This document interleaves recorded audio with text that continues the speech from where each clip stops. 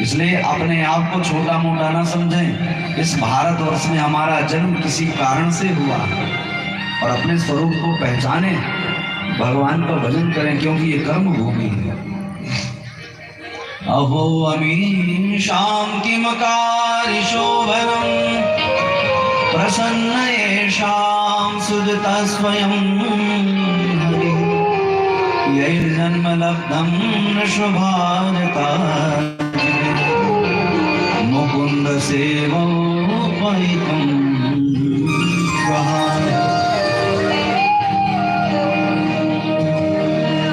जब किसी का जन्म होता है तो देवता भी कहते हैं अहो हमारा जन्म क्यों नहीं हो गया, क्योंकि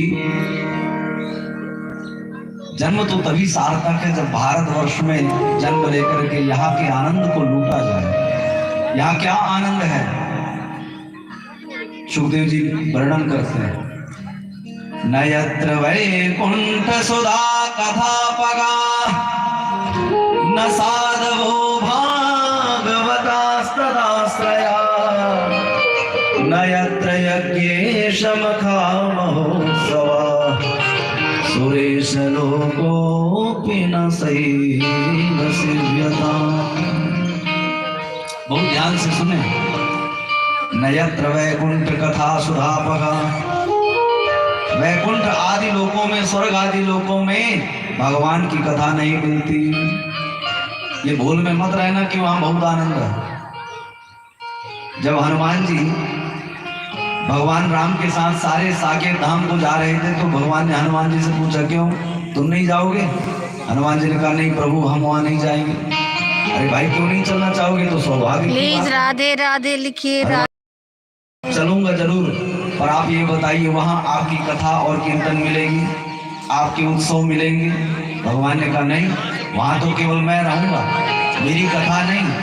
बोले महाराज मैं आपके साथ नहीं जाऊंगा, क्योंकि जो आपके साथ रहने में आनंद नहीं है वो आपके भक्तों के साथ रहने में आनंद, आपके कीर्तन में वो आनंद है, आपकी कथा में वो आनंद है जो आपके समक्ष रहने में नहीं है। इसलिए हनुमान जी यही कलिकाल में रुके और देखो जहां कथा होती है सबसे पहले आकर के बैठ जाते हैं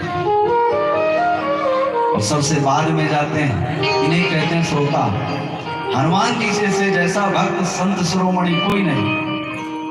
जहां राम नाम प्रारंभ हनुमान जी पहले दौड़ के आते हैं और आसन लगा करके बैठ जाते हैं। सुनाने वाला कैसा भी हो वेश बदल करके हनुमान जी आ जाते हैं और कहीं ना कहीं किसी न किसी रूप से कथा सुनते जरूर है, क्योंकि जहां भगवान की कथा हो वहां हनुमान जी निश्चित आएंगे। इसलिए हर कथा में हनुमान जी का स्थान जरूर दिया जाता है, आपने देखा होगा।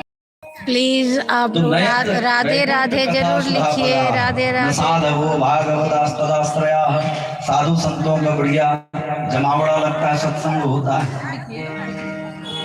अब कुंभ प्रारंभ हो रहा प्रयागराज में। अब देखना कहां कहां से संत आते हैं, इकट्ठा होते हैं महाराज, पूरा प्रयागराज भर जाएगा। कुंभ में इतने साधु संत आते, उनके दर्शन करो। यही तो भारत भूमि का लाभ है। और जो शरीर से संत आते हैं वो तो देखते हैं, और वहां अलौकिक दिव्य संत भी आते हैं स्नान करने कुंभ में। इसे कल्पवास कहा जाता है। कल्पवास कहते हैं वैकुंठ कुंभ को।